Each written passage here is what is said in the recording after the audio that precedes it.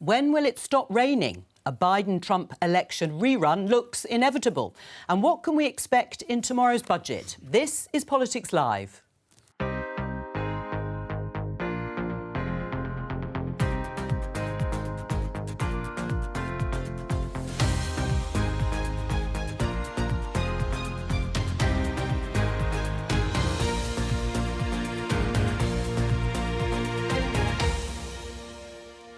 With me in the studio, Conservative MP Tim Lawton, Labour MP Debbie Abrahams, Green Party co-leader Carla Denyer and Elliot Keck from the Taxpayers Alliance. Today, it's Super Tuesday in America, with Donald Trump almost guaranteed to be the Republican nominee. What can we expect from a rerun of a Trump-Biden election? I am being asked here to tell a lie, because the government has told us that Rwanda is not a safe place at the moment, but is going to be a safe place. It's pointless chatter, because whatever we say, the government will not listen. The government suffers 5 defeats as the Lords scrutinise the Rwanda plan, but the Home Secretary warns them not to weaken the bill.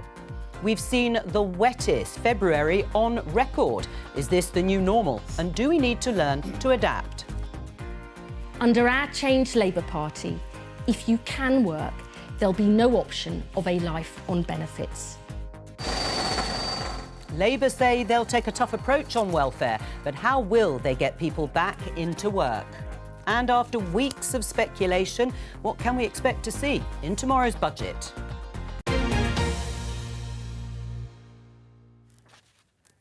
Let's start with this headline in The Guardian. Super Tuesday, Trump all but certain of Republican nomination as 16 states vote.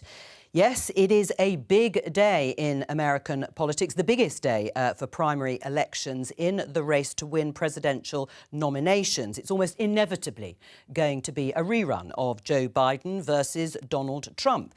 Let's start with you, Tim, but ask all the panellists, what do you make and how do you feel about the prospect of an 81-year-old Joe Biden versus a 77-year-old Donald Trump?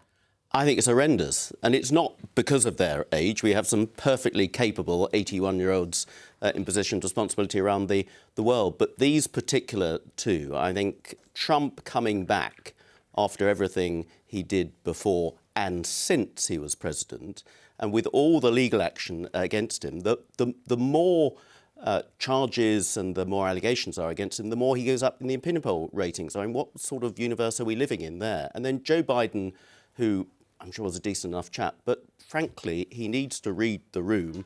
It's time to go home to the cocoa and slippers. And that is really worrying at such a turbulent time across the world, when we need the strongest democracy in the world, the leader of the free world supposedly, to be led by a strong, credible, moderate president. And neither of them, I'm afraid, fit that bill.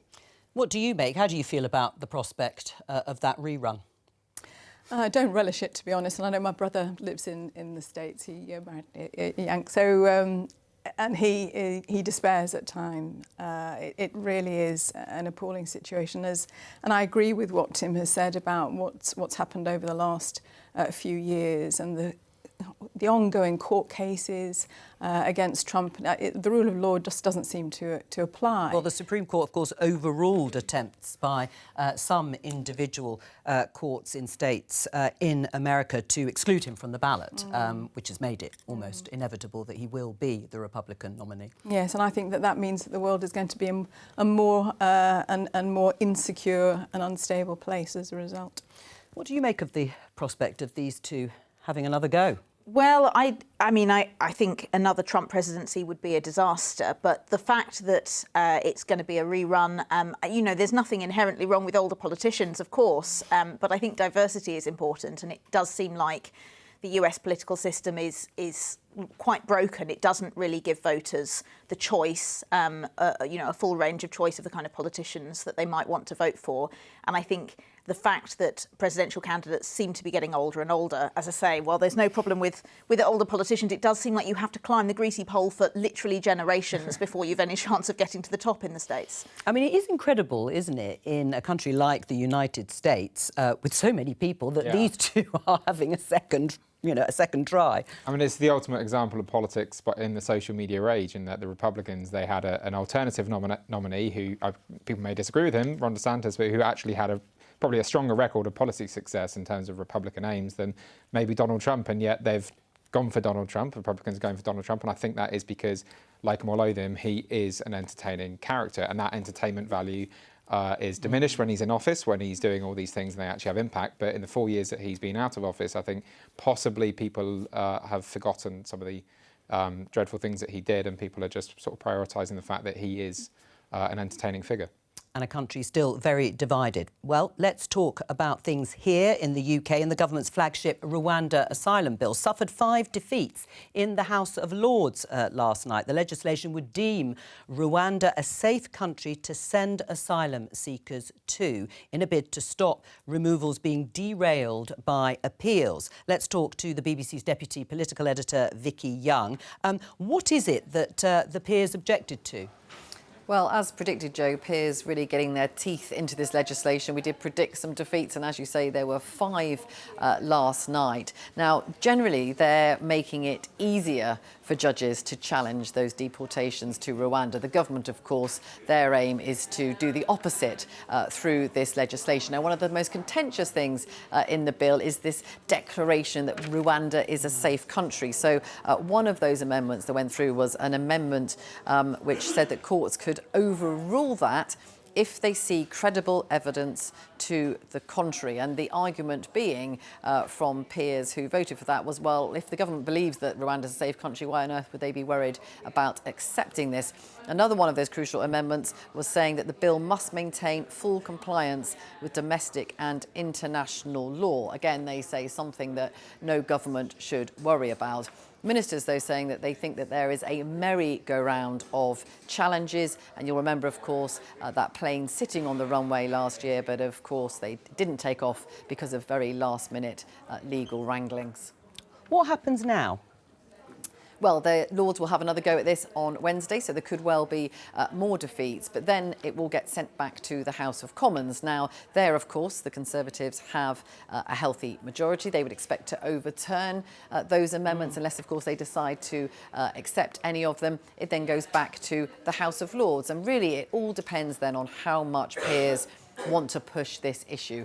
They could vote again to overturn the changes, and then we get involved in ping pong. It can go back and forth. Now, that can all be done quite quickly. The government, of course, very keen to get this legislation through, because they have promised that flights will take off to Rwanda by the spring, whenever that is. There are daffodils maybe blooming outside, but at the moment they can't possibly say when that is going to happen. Of course, they want it to happen before any general election, but I think everyone you speak to about this expects it. Once this legislation does get through, they do expect it to be challenged again in the courts. Vicky Young, thank you very much. Well, let me just show you this headline in The Times, because it's very clear what James Cleverly wants to see. Far-right warning as Lords set to weaken Rwanda bill in the way you've just heard there. Home Secretary warns the House of Lords that any move to water down the legislation on immigration would lead to a rise in support for extremists. Do you agree with that, Tim? I think there's a very real fear here. There's a frustration by the public that they want to see illegal migration reduced substantially. It's down a third, the boats coming across the channel from last year, but we've still a long way to go. And one part of the government's programme, controversial though it is, but it's just one part of the jigsaw, is the Rwanda scheme, which is very much a deterrent scheme. This isn't about shipping thousands and thousands of people off to Rwanda. This will be judged for its success by the reduction in people then coming across the channel, because there is a risk. It's a lottery. Either they end up in a hotel in Kent or on a flight to Rwanda. And that's why it's really important that this scheme literally takes off and people can see that there's a prospect of ending up on a plane. And the evidence why I think it's a deterrent is when the Home Affairs Select Committee went to Calais a year ago and we met all the people involved in the border migration issue on that side of the channel, they said that when the government announced the Rwanda scheme initially, there was a surge in migrants around Calais approaching the French authorities to regularise their position because they did not want to risk being on a plane to Rwanda. Right, so all right. there is a chance that it will have a big deterrent effect and we can at last clamp down on this evil people smuggling trade across the busiest shipping lane in the world. How do you know it won't work? Well, we don't know that it will. And if we look at the evidence from other schemes as well, the jury is out. So the issues around the lack of efficacy that it could work, the value for money. I mean, the NAO produced their report earlier this week, which showed it really is, I think, 1.8 million they estimate in terms of the cost per asylum seeker. I mean, that is so those two issues on their own, but there are other ways of doing this, and I'd much prefer to look at the Refugee Council, the UN HCR, and look at the evidence that they are providing and the options that they would, which certainly the Labour Party is doing. But can I just, Joe, the key point about this. The Home Office found last year that 2/3 of the people arriving in small boats were assessed as being legitimate refugees, were given these are people who are fleeing for their lives, and you know, treating them in this way and then sending them on to something they don't know whether they're going to be safe or not. I feel this is not what this country should be doing. Tim? I'm afraid they're not all people fleeing from their lives. 2/3. Your own Home Office figures say, okay. Tim, 2/3. That's based on two things. Firstly, because of the backlog, which is part of the problem, in asylum applications, the Home Office has been picking the low-hanging fruit of those more likely to have a credible claim, which is why we had a lot of Albanian women and children were being accepted. And there's also the question: is our bar too low? Why is it that in France they have many more asylum applications, but they actually reject twice as many as we do here? Why were we taking Albanian asylum seekers? 13,000 people came across in 2020. That was under a Conservative government. Absolutely. Why were they coming to the UK? 28% of all those coming across in small boats. Albania is not a dangerous country. It's a client country to join the EU. It's a signatory of the Refugee As you know, Convention. They were not genuine asylum seekers. Returns are different to actually sending people to another country to have their asylum applications processed and in order for them to stay there. To come back to the language, is it responsible of James Cleverly when arguably it's the government's own focus on this issue that has raised the bar so high that anything less than those flights taking off is going to breed resentment? Well, as I say, it is just one of a number of elements of clamping down on the illegal migration system, and you have got to have an answer to the question, which I'm afraid the Labour Party doesn't, and has voted against absolutely everything. What do you do with an asylum seeker who has come to the UK in a small boat, who has absolutely no credible claim to stay in the UK, has been rejected, but is from a country where you practically cannot return them? You can't take people back to Iran, they won't let them off the plane. You can't send them back to Eritrea, they put them in prison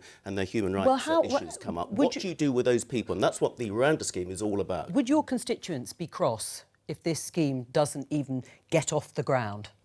I think there are genuine concerns because of the lack of public spending over the last 14 years, that people are really struggling. And as you have alluded, Joe, that the politics is not in a good place. Culture wars that we have here, people have been very divisive in their politics and pointing fingers at people, groups of people, and said it's their fault. And that won't help. So instead of trying to scapegoat groups of people, we need to take a different approach, I would say. Is it scapegoating? I think, listen, I think there's a couple of points I really want to pick up on. I mean, Tim, you said that there's a chance that it might work. Now, the problem is we are talking about costs. I mean, hundreds of millions of pounds.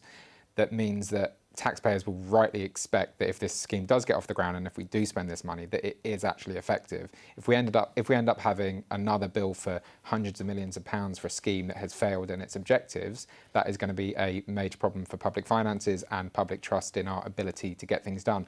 On the other hand, and this is important to say, you cannot make the case that we should stop this, but also it won't work as a political attack point. If it's not going to work, allow it to happen, and then you can make the case the government has just wasted another £500 million on a completely pointless scheme. So it is an interesting opposition tactic to insist that it won't work while also trying to stop it at every turn. Do you think there should be a policy? Hold on, there's a couple of points on that. First of all, put in context, we're spending £8 million a day on hotel and other accommodation, which has to come down. So for 500 million, whatever's been spent on the start-up costs of this scheme, that's 82 days' bills. That's soon gobbled up. And secondly, the Rwanda government has said that if this scheme does not get off the ground, has to be cancelled, that they would refund at least part of the money. Well, refund part of it, I think. Yeah, not all of it, though. A substantial part of it. Do you want the stop boats to be small boats to be stopped, I should say, at all? I don't want anyone to feel that they have no choice but to travel across the channel in small boats. But the way to tackle that isn't to threaten them with ever more punitive measures that harm their fundamental human rights. It's about providing safe and legal routes for people to claim asylum. I think Debbie is right that it's an incredibly expensive and inefficient system, but my main concern is the values behind it. And the Greens would want to see safe and legal routes. Yes. You think the Rwanda plan is an immoral scheme? Absolutely. And it was great to see the House of Lords robustly challenging it, including my Green Party colleague Jenny Jones, who you had on the clip there earlier.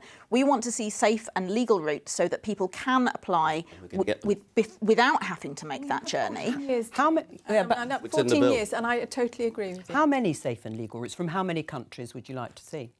From the countries where it's necessary. I mean, the government does provide routes from Ukraine, but it does seem like there's a bit of cherry picking about which countries the UK is prepared to see refugees come from, even though there are very many other countries that have horrendous political situations where there's oppression and risk to life. Well, I think people do deserve to claim asylum if they're under attack. Right. I mean, a mass expansion of safe and legal routes. I know that you personally are in favour of that. Wouldn't it be better to try and work on those before a scheme like Rwanda? Well, there are 2 points. So safe and legal routes, which I put forward the amendment, which is in the illegal migration bill, which the government has to introduce this year. So there are going to be more safe and legal routes, and I absolutely support that. The trouble is, having safe and legal routes for genuine asylum seekers will not be used by bogus asylum seekers because they wouldn't get through them.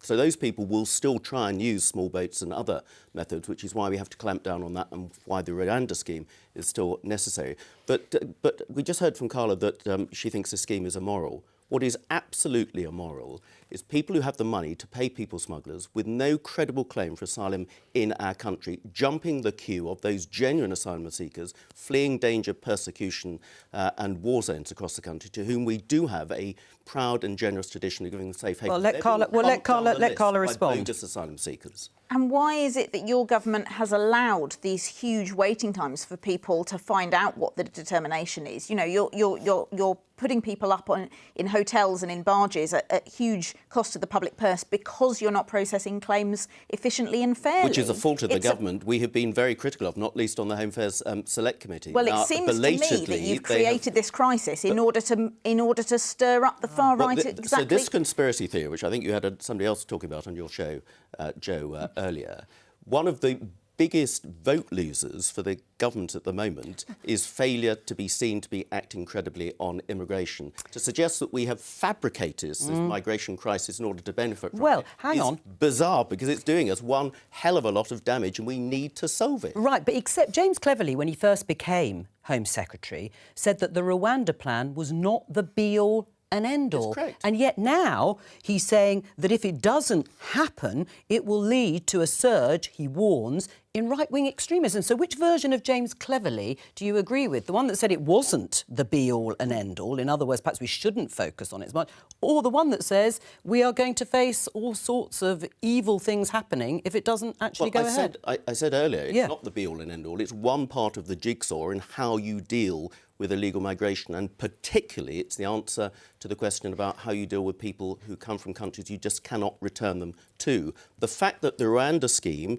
has still not happened almost 2 years after it was announced, the fact that we still have people coming across the channel in small boats, albeit a third lower than the previous year, and actually so far this year it's lower still, but they're still happening, it's still appearing on our screens, and people are really frustrated about it, and it is fueling those people who would use that, climb into that vacuum of extremists that we need to clamp down. And actually, Debbie, in December it was reported the Labour Party is considering processing some asylum claims overseas if it does form the next government. So they're not in principle against the idea of offshoring in that sense, or in fact is it illegal as deemed by the courts to actually have a third country to send asylum seekers to? Just not Rwanda, they said.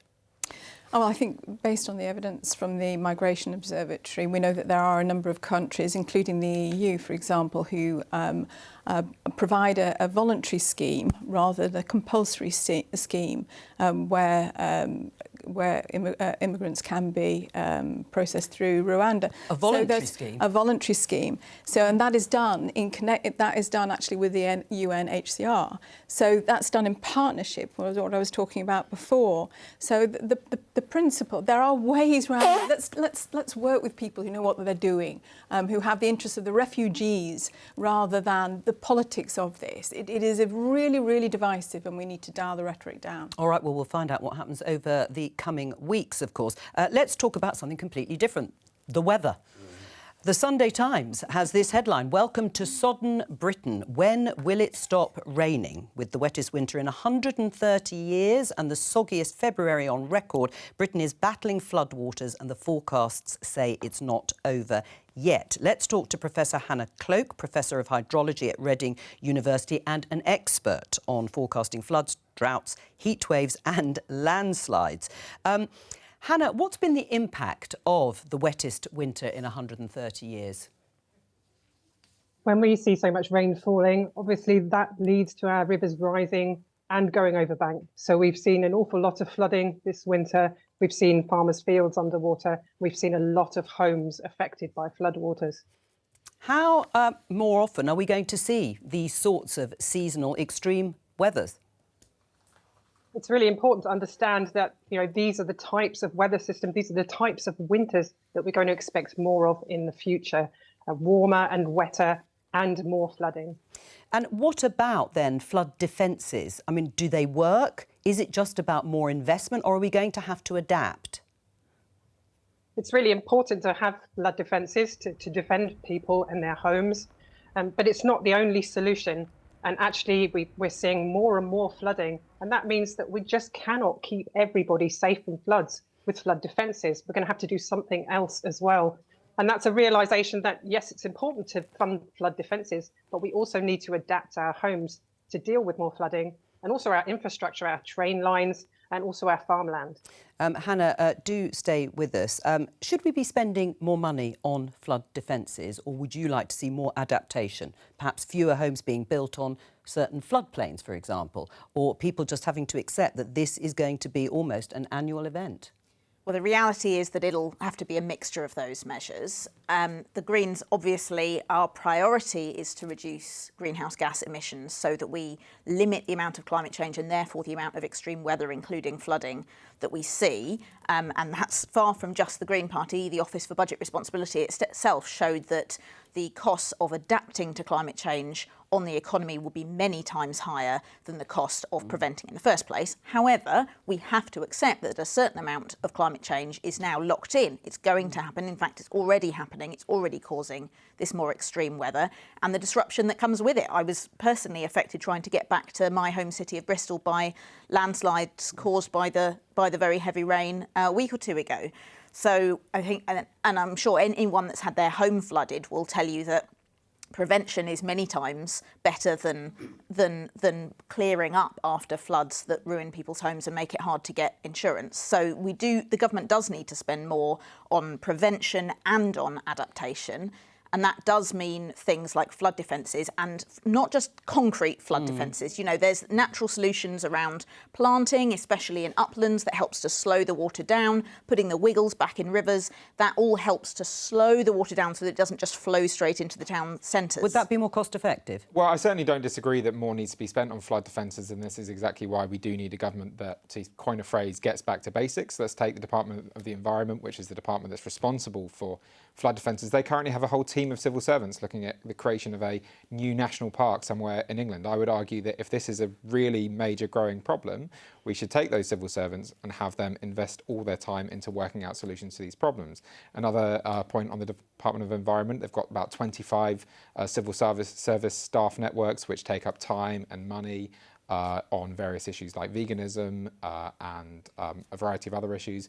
We have so many government departments now that have grown bigger and bigger and bigger, more and more civil servants involving themselves on more and more issues, and some of the really basic, some of the really fundamental, crucial things that we expect from the state are not being done effectively. I mean, Labour's promising a Cobra-like flood resilience task force that will meet every winter. What's that going to do to stop flooding? I'm not sure, to be honest. Fair enough. but I think, yes. but the principle is a good one. So is it? No, seriously. The principle of meeting. To coordinate. I mean, the key thing is all the different departments need to work together, and it gets back to the point in terms, if we are going to seriously be addressing climate change and the source of the issues that we're facing, it has to be across all government departments. It has to be from all sectors and so on. But I think that the point is it's going to need mitigation, prevention in terms of how to ensure as few of these events take place. But then we all need to know from a personal level as well what action we can take and stop concreting over our gardens. And forgive my sort of go on. I just wondered if I could ask Debbie a question, because the Labour Party have been talking a lot about removing barriers to getting planning permission, bulldozing planning laws. And I'm concerned that that could make the situation worse, because already our planning system still allows developers to build on floodplains. Now, when we know that flooding is going to get worse because of climate change, surely that's short-sighted to allow new housing estates to be built in places that we know are going to get flooded. And this may be one of the things in terms of the coordination between the different departments that needs to happen. But I take on board your point, but at the same time we know, so for example, in my Oldham constituency, I've got nearly 8,000 households, not individuals, households on the waiting list. We've got to build more houses, but you make a really... But not on floodplains. No, you need, absolutely, you make a very good point in terms of how we then need to make sure it's a brownfield first development approach, and that we get the houses our needs without risking. Well, on that, Hannah, when we talk about floodplains, how much of the country are we talking about in terms of building on floodplains? We have an awful lot of our country that is on the floodplain. So exactly. The whole of London is on a floodplain. Right. So we have to think about the risk. So those bits that are really close to the river, we really should not be building on under any circumstances. Those people will be at risk. And very rarely do we see houses built there. But it's those other places that are a bit further away from the river that still may get flooded by a rather rare flood. Those are the ones that I'm worried about in particular, where we do see a little bit of development. And that means that those people will be at risk because everything's changing. The statistics are changing. We're seeing more weird floods coming through. So those people will be at risk in the future. I mean, that's a difficult tension, though, isn't it? Because houses are needed, as you quite rightly said. But I think the figures are 1 in 6 UK properties are now at risk of flooding. And the Environment Agency estimate that the number of at-risk homes could double by 2050 if we keep having these sorts of warm, wet winters. That will make it hard, won't it, for a key policy for the Labour Party, right though it may be. So I would like to take advice from people like Hannah, so that we know that in terms of the development of our planning laws, that we were taking that into account. I think that, and I'm sure there will be criteria that you're suggesting that we would want to avoid in the allocation of land for development where there are specific risks. So it's working with the experts who know what they're doing on. But to go back to Elliot's point about spending money on flood defences. I mean, I was a bit flippant, sorry, about your sort of task force idea, because it is an emergency. I mean, it should be put on an emergency footing. I presume that's the idea of having this sort of Cobra resilience force, because at the moment not all the money is being spent that's been set aside for flood defences. We need more than just a Cobra resilience force meeting or whatever. So the government, absolutely, it's an emergency, and I entirely buy up to the climate change pressures, so I don't need convincing on that one. I have a coastal constituency with a river running through it, so we've had a lot of work on both coastal defences and the river defences as well. But we still have floodplains around us. Now, the government has put in the middle of a £5.2 billion Yes, programme. it is, but a quarter of new flood defence projects will now not go ahead. There's 2,000 projects already announced across the country as part of this investment, and we need more, absolutely. But we need to get more from developers as well, so that when developers are looking on building on areas which may have been used as a flood plain or may be preventing rainwater going elsewhere, then they have to build in resilience measures. I've got a big development And what are those, Tim? Well, for example, there's a big development which is very controversial next to Shoreham Airport in my constituency, where it's an area which is always prone to flooding for water running off the downs, and it takes ages to seep through the layer. They're building a series of canals. They're trying to glam it up as little Venice to manage the water like that. There are simple things which our water company, which doesn't do many good things, is actually going to be producing water butts for everybody to regulate rainfall, so you can keep in your water butts when it's pouring with rain, and it can gradually go into the drainage system when the drains aren't completely overflowing. There's a whole series of things, and there's also natural solutions as well, as Carla mentioned. So much of this is just sounds, and will sound to a lot of young people like an excuse to stop more house building. Every single individual planning policy, environmental policy that we talk about when it comes to restricting planning applications may on an individual basis be merited, but when you take them as a whole, you lead to an unprecedented housing crisis that means that, you know, people in London, to take London for an example, are now paying £1,000 on rent and seeing it as a completely normal thing to do. And so we need to get away from these endless excuses, because actually the inability to densify our cities and to ensure we have as many people living close to work and close to services as possible actually harms the environment in the long term. Hannah, just briefly before we let you go, having listened to the discussion, what would you like the government to do? What's the priority in terms of flood defences? I think the priority really is to make everybody understand the benefits, really, of looking after the environment. It's perfectly possible to build homes and catch rainwater in our cities and not build on the floodplain. We just need to do things in a much more joined up way, so that we can see that when we do see heavy rain flowing through our city, it's not going to end up, you know, in somebody's house, in their sewage, mixing in that, or devastating a farmer's crop. Professor Hannah Cloak, thank you very much for joining us. Let's talk about welfare, because Labour's Shadow Work and Pensions Secretary Liz Kendall made a speech yesterday at the Demos think tank about how a Labour government would approach the benefit system. Let's have a listen. Under our changed Labour Party, if you can work, there'll be no option of a life on benefits. Not just because the British people believe rights should go hand in hand with responsibilities, but because being unemployed or lacking basic qualifications when you're young can harm your job prospects and wages for the rest of your life. And this is not good enough for our young people or for our country. Liz Kendall there. But Debbie, how is that going to happen? How is Labour going to make it so that a life on benefits is not an option for those who can work without punitive sanctions? So I think what Liz was advocating there was that, first of all, we're going to address the issues that you may have that are stopping you. So it's going to be providing a more supportive approach rather than a very punitive... So more carrot and less stick? Well, yes, recognising that that's more likely to get something out of people. I think the sanctions approach that government has taken has really, you know, pandered to the nasty rhetoric about shirkers and scroungers, which most people want to do the right thing. They want to be in work. They want to be contributing to their families. They want the dignity of that. But for various reasons, including the economy that we found ourselves in over the last 12, 13 years or so, that hasn't always been possible, especially in areas like mine in the north.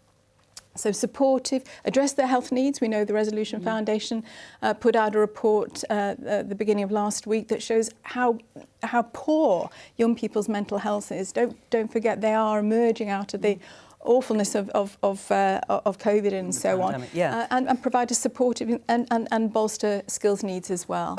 Is that a better approach to more stick being wielded against people who are on benefits or long-term sick? Well, it's always a balance. I mean, the first thing to remember, one of the great successes of this government, which isn't sung nearly loudly enough, is for every day this government's been in power, an additional 800 jobs have been created.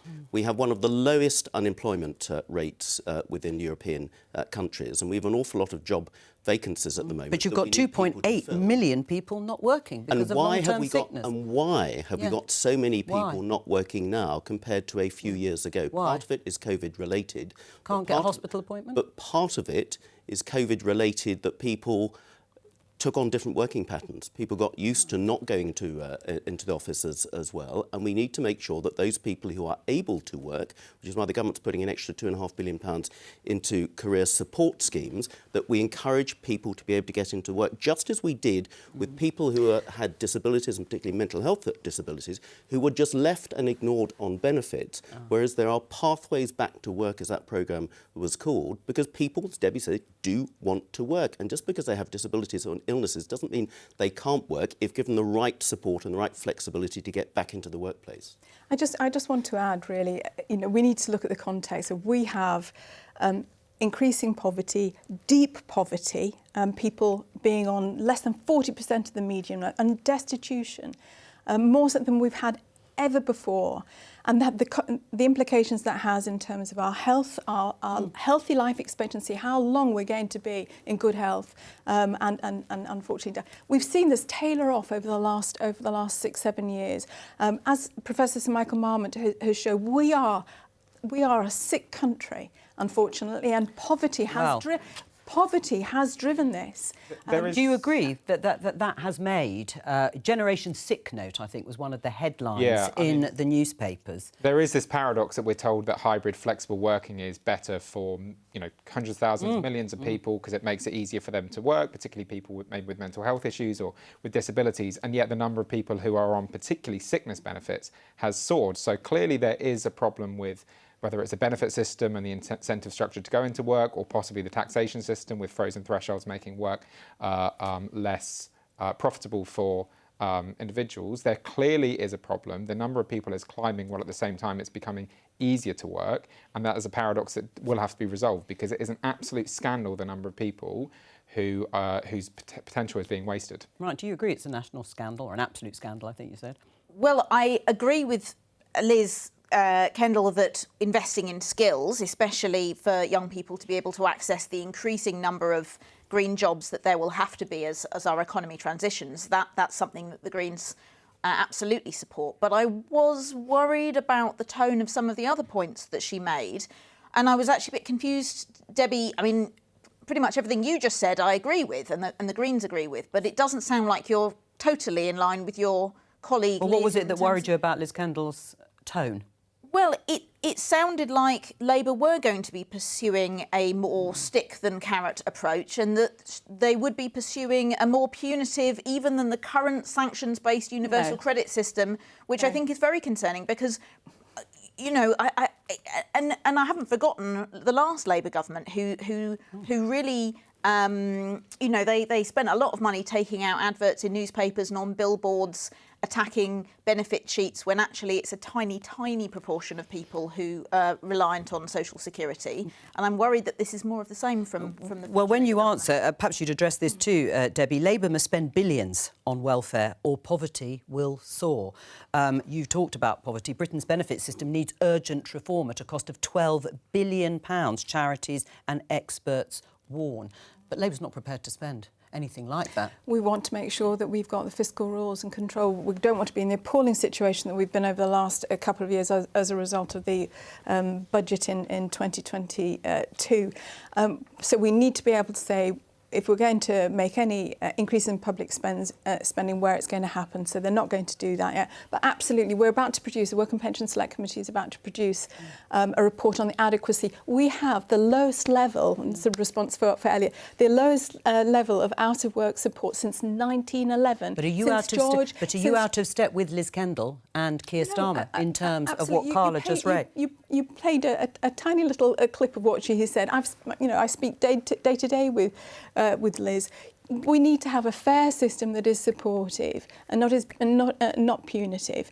Conditionality has always been part of our social security contract, but how we do that should not be punitive. That's absolutely clear. And it's also about localised support. Does that convince you?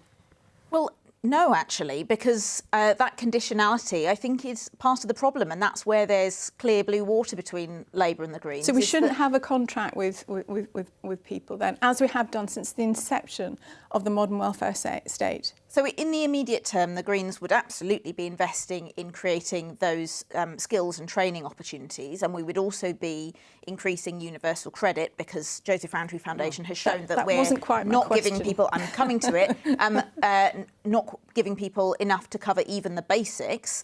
But in the medium term, we'd be introducing a universal basic income, which is a completely different mindset. And it's a recognition of the fact that having a roof over your head and the ability to feed your children are basic human rights. And you shouldn't have to jump through a horrendous, dehumanising, sanctions-driven approach in order to prove that you should be eligible for these basic human rights. I think the problem is when public spending is at close to £1 trillion, about 47% of GDP, you're probably squeezing the taxation system as hard as you can to squeeze out every last drop of tax revenue. There isn't this room for these massive expansion of benefits as much as we may want to help people in difficult situations. I think we want a benefit system that is very generous to those that genuinely need it, that can't work. People are starving to death, Elliot. It's not a question. We have, as I say, one of the lowest levels in the OECD. 1911, we were more generous in 1911 in terms of what we gave to people out of work.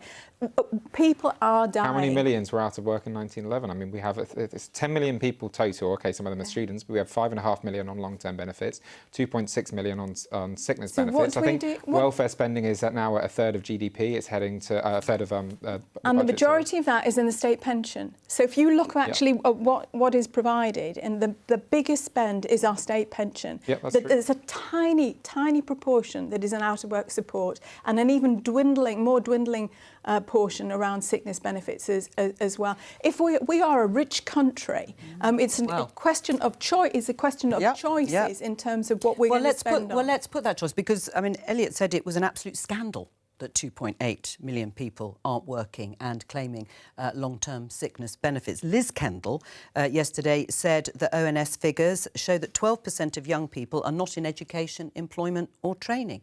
I mean, this is a damning record, isn't it, of Conservative governments?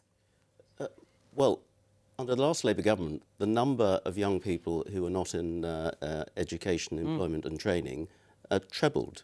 Youth unemployment was at a record high. But that was pre-2010. We've had 14 years. And in those 14 years, we have created 800 new jobs every single day. Where have you made them? Not in my the government hasn't made them, but they have been... but they're focused on London and the South East. Debbie, I think the unemployment rate in your constituency will still be a lot lower than in comparable European countries. What we need is a benefit system that creates the right balance and does not park people on benefits for their lifetime, as used to happen under Labour. That doesn't help anybody. Let's see if this has addressed any of this in the budget, because it certainly was in the autumn statement. We have a special programme tomorrow. Please join me and my guests. Budget 24, you can see there, 11:15 till 3:30 p.m. We will have all the live coverage and analysis for you. You can follow it on BBC Two and, of course, the iPlayer. Stephen Swinford seems to have had sight of part of the budget. Exclusive in the Times. Jeremy Hunt will cut national insurance by 2% in the spring budget tomorrow. It will cost £10 billion and be worth £450 for the average worker. Good? Yeah, I'm all in favour of that. We cut national insurance before. It costs, for every penny on national insurance for employers, it costs £5 billion. So it's a chunky investment. Is it good? Will you support that, Debbie?